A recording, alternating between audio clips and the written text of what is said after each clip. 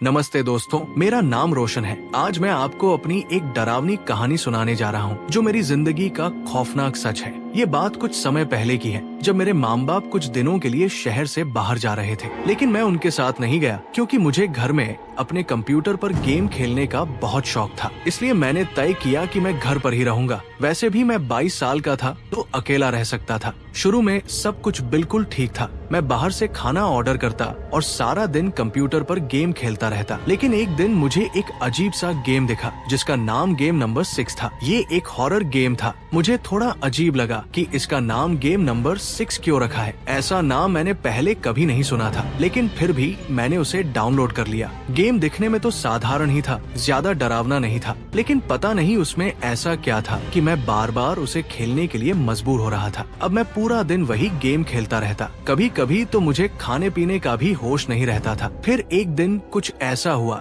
जिस पर शायद आप यकीन नहीं करेंगे। वो गेम मुझसे बातें करने लगा, जैसे वो मुझे जानता हो, देख रहा हो और मुझ पर नजर रख रहा हो। सबसे हैरानी की बात ये थी कि उस वक्त मुझे इस बात का एहसास भी नहीं हुआ। मैं दिन रात उसी गेम से बातें करता और खेलता रहता। मेरे माँ बाप मुझे कॉल करते, लेकिन मुझे उनकी भी खबर नहीं होती। धीरे धीरे मेरे साथ और अजीब चीजें होने लगी। मुझे लगने लगा कि मेरे बगल में कोई बैठा है, जैसे कोई मेरे साथ रह रहा हो। कभी कभी कमरे का दरवाजा अपने आप खुल जाता, कभी किसी बच्चे की धीमी धीमी आवाज आती। अब मुझे सच में डर लगने लगा। तब मुझे एहसास हुआ कि मैं तो एक गेम से बातें कर रहा हूँ। आखिर ये कैसे संभव हो सकता है कि कोई गेम आपसे बातचीत करे? मुझे बहुत ज्यादा डर लगने लगा। मैंने जल्दी से अपने माँ बाप को फोन करके घर बुला लिया। वे उसी दिन आ गए। मैंने उन्हें सब कुछ बता दिया। उन्होंने मुझे उस गेम को डिलीट करने को कहा। मैंने तुरंत गेम डिलीट कर दिया, लेकिन पता नहीं कैसे वो गेम खुद ब खुद दोबारा डाउनलोड हो गया। मैंने फिर उसे डिलीट किया, मगर वो फिर से आ गया।